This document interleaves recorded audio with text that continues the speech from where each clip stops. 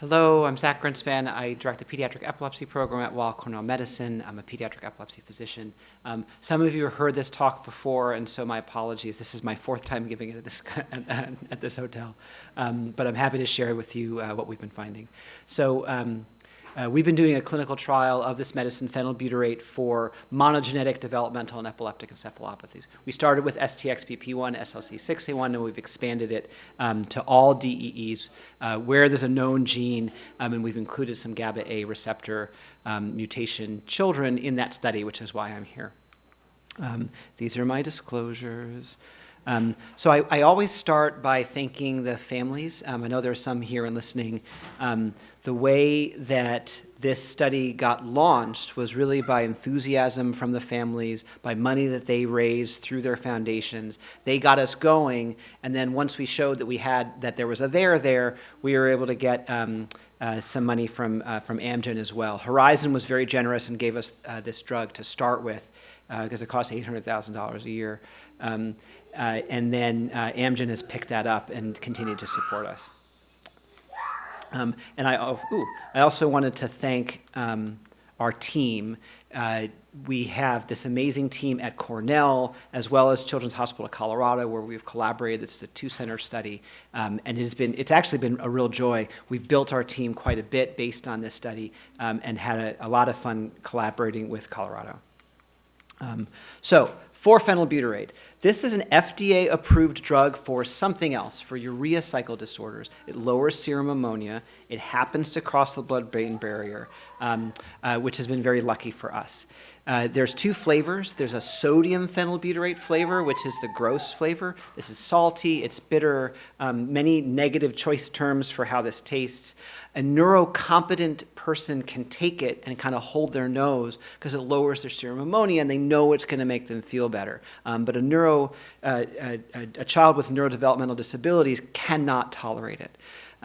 There are taste-masked versions of sodium phenylbutyrate. There's one called Feburane, there's one called Olpruva, that are probably reasonable alternatives. When we launched the study, the only alternative was glycerol phenylbutyrate, $800,000 a year. The brand name is Ravicti. But again, Horizon gave us some of this to start the study with.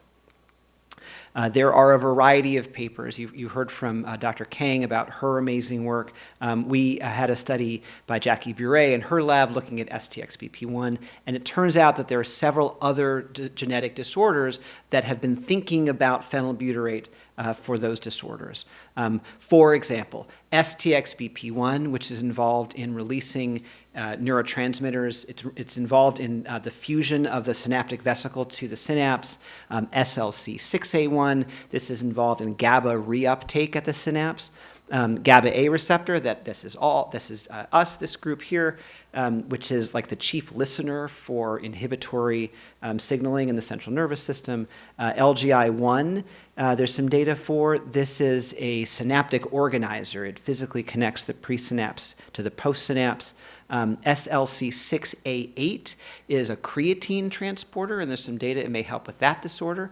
SYNGAP across the hall, that's a postsynaptic protein involved in regulating synaptic plasticity. And there's even some data for SCN1A Dravet syndrome, which is a sodium channel that's involved in regulating overall excitability of inhibitory neurons. What is the common thread? I'm not sure. What I don't know is whether there's publication bias here. Have people tried this for lots of genes and we're only getting the published ones because it worked? Or is this an approach that may be good for lots of disorders and these are just the ones that people tried? I don't know. The organizing principles that I could come up with is these are all associated with epilepsy and seizures. They all seem to impact synaptic function one way or another. And in general, other than SLC6A8, which is an X-linked, all the rest of them are heterozygous, which means you've got one good copy and one bad copy. So how does phenylbutyrate work? Why do we think this might work? High level, you've got phenylbutyrate, which makes some changes at the cellular level, and then that has some functional impact. This is a list of some of the cellular mechanisms that have been proposed, and then some of those functional impacts. I haven't, for this meeting, because I know this is our science meeting, I'll talk a little bit about some of these. Positive allosteric modulation, there's some idea that that's how it works for SLC6A1, that it improves the activity of GAT1. There's all this stuff about reducing endoplasmic reticulum stress and the unfolded protein response, and that sort of tamping down that toxicity. Improved folding, you've got misfolded proteins, and maybe they fold better with like a chaperone effect. Histone deacetylase inhibition, maybe you're unraveling the chromatin, and that's helping to improve expression of the gene. Improve trafficking, you're getting out of the ER to wherever it's supposed to go in the cell. Maybe there's aggregates of misfolded proteins that have some toxicity, and you can clear those. Just direct increased expression. There's no literature for this, but acetazolamide causes acidosis, and they think that works through these acid-sensitive ion channels. Metabolic Ravicti also causes acidosis, and so I've always wondered whether that's an effect here. And then there's some data from the metabolic world in maple syrup urine disease that phenylbutyrate changes phosphorylation patterns, or something else that I haven't thought of. Regardless, it's got to come down to a sort of a smaller group of potential functional impacts. Maybe it's enhancing or stabilizing the wild type, rescuing a salvageable mutant, or protecting the cell against the toxic effects of a toxic mutant. Or there could be something else, again, some compensatory mechanisms that I haven't thought of. Or honestly, it could just be an anti-seizure drug like Depakote, like phenytoin, and it has some direct anti-seizure effects.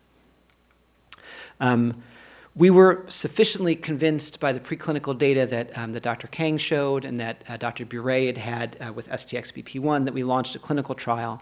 It was an open-label, multiple-dose, single treatment group, i.e. no control group. Everybody got the drug. They took it every day. Some kids have been taking it for 3 or so years.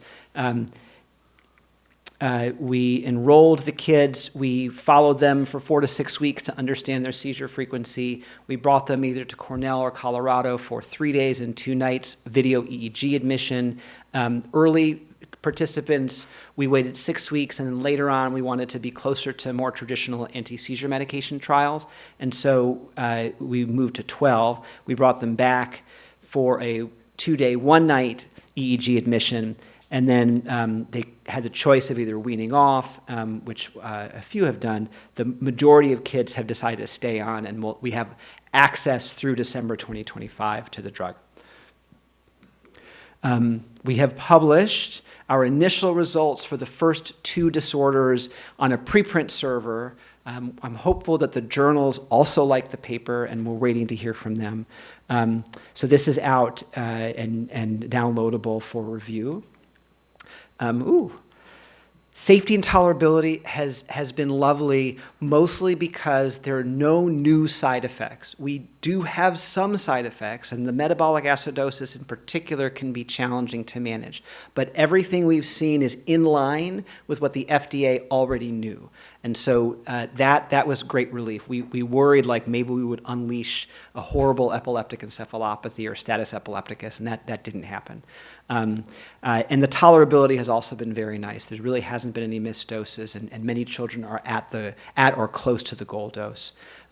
We have had 5 children withdraw, and that's for a combination of side effects, particularly the metabolic acidosis, and then some of the kids for whom it did not work withdrew because of lack of efficacy. I've got 4 of these. I'll linger on the GABA-A one, but I'll just briefly go through the other.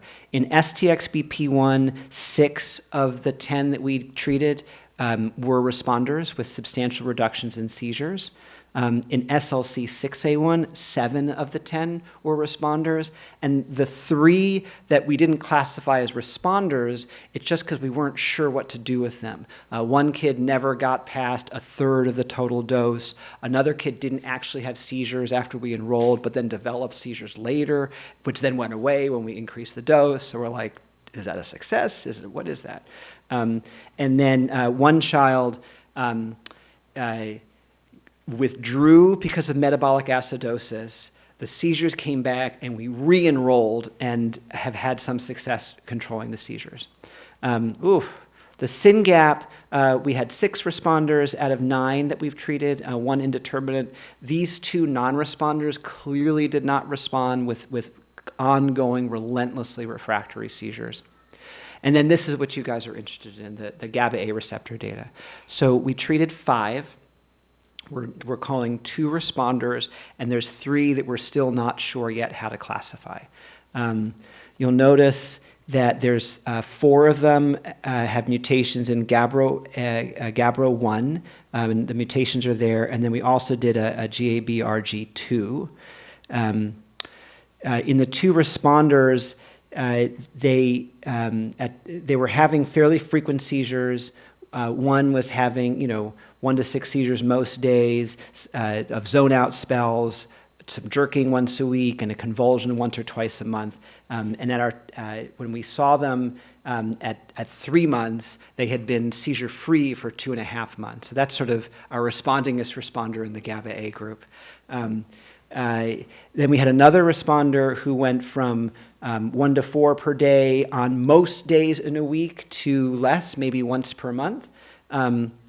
And then we've got 3 that we're still not sure exactly how to count, how to make sure. This first one is still having a few seizures. Their staring spells have gone away, has still had a couple of convulsions. I just need to review the seizure diaries to figure out how I'm going to classify that patient.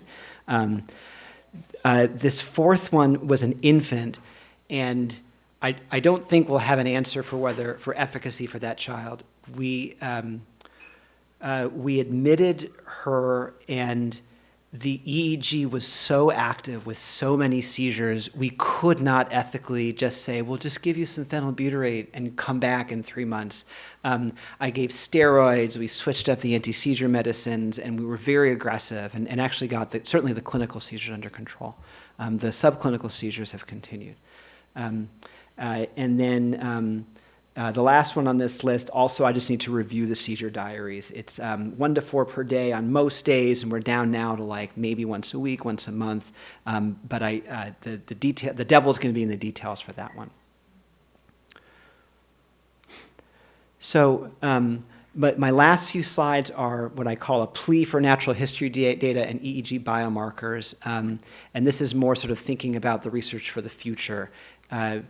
So I like this. I put up this slide more just to highlight the importance of having really high-quality natural history data. For a neurotypical child, if you imagine some developmental assay, some developmental survey where you're plotting chronological age versus age equivalent, a neurotypical kid is just going to follow the diagonal. As they get older, their age equivalent on these exams also goes up. A child with a DEE, like GABA-A, will diverge from that. They'll have a slower developmental trajectory. Many of these kids in the larger population will plateau. And what you want to see for a therapy is that they get better than they would have on a developmental trajectory with the drug. This all sounds lovely with the cartoon, but when we actually have started looking at data, these are developmental trajectories on the Vineland for the SLC6A1. It's actually been quite complex to sort through. We don't have natural history data for this. The trajectories are kind of all over the map, with some kids clearly getting better and even sort of starting to catch up, and other kids continuing on their plateau. So as we think about with GABA-A, we may not have a great answer about development, but uncertainty in science is good because it motivates you to write more grants and to do more research. And so I think that sort of having good natural history data will be helpful for the future to make sure we can understand the developmental trajectories we see in the trial. Then finally, I want to talk about EEG biomarkers and how powerful they can be. This is a child with SLC6A1 who had these brief absence seizures during the study. This is 2 or 3 seconds. His eyes would flutter, he would lose focus, and we would see this pattern on the EEG. This is a compressed spectral array. Each of those little spicules is one of those seizures, and this is an hour of data. So he was having dozens of these brief absences an hour. He came back 6 weeks later, and his EEG was clean. They all went away. He's been seizure-free he was seizure-free for 3 years. The seizures came back, but it was because he had grown. So we increased the dose and the seizures went away again. Limitations, small sample size, open label study. A lot of the kids in the study as a whole have had tonic seizures, particularly the STXBP1 kids, and it's hard to count those because they happen at night. Many kids have absent seizures or blinking spells, and those can be hard to count and quantify. And then, as I said before, we don't have the natural history. What is next? So SYNGAP, Millie, my most outstandingest research coordinator who's here in the back, has informed me that we'll have 1-year outcome data for SYNGAP this winter, and then GABA-A, that 1-year follow-up data will sort of follow probably maybe a year from now, and then we'll be able to publish that. For development, sleep, quality of life, we need that natural history data to know what's the typical trajectories for comparison, and then we're enthusiastic for EEG biomarker development, and if anyone's interested in that work, please, I'm happy to share with you our EEGs. It's exciting and important. Regulatory, so for the people on the drug, there's this threat now that is going to be taken away next December. We have multiple avenues that we're pursuing to try to keep access to the drug. From a regulatory strategy, we're taking something called the compendium approach. There are 4 of these compendia that have listings of on-label and off-label use of any drug that the FDA has signed off on. So our strategy is try to get this drug listed in these compendia for the indications that we're finding it works for. The Europeans are very excited about this also, but the regulatory environment there is very complex, as well as in Asia and South America and the rest of the world. My not putting South America was an oversight, my apologies. And Australia. So we're working on this. We're excited at these early results. I don't think when we started this, we didn't expect to see such a strong response, and it's been very encouraging that we've got something that seems to have some effect, and we'll keep working on it and let you know how it goes. Thanks. We're doing questions or moving on? For one quick question. Okay, no problem.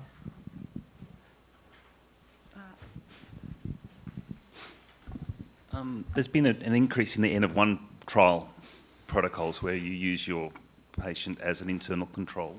Is that something that you'd be thinking about doing into the future? It's such a good question, and you're not the first person to ask. It's been asked a couple times. This may be my own bias, because I know people do this. I've had some discomfort with the idea in an epilepsy trial where kids are having seizures all the time because of SUDEP. If you have a drug and you think it's working, and there's been a clinically important difference pre and post treatment, then it starts to become really hard to pull that away, because what if the kid has a convulsion and they die?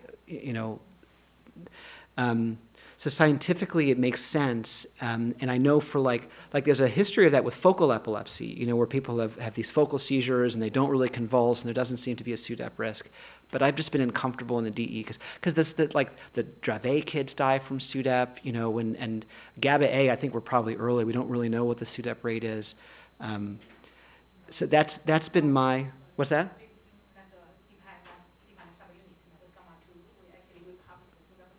Yeah. 15 or 10%? So, I mean, any percent, right? Like you can't be like, well, I'm doing science, I got to take off the drug, I hope your kid doesn't die. Like, you can't say that. So that's been my struggle with those studies, and I've had a lot of conversations. I think the pre-post seizure data is fairly compelling, and I don't have to convince a regulator. I just have to convince an insurance company. And so that's... Sorry, for the interest of time, we are so behind schedule. I did say one quick question, so happy to talk after.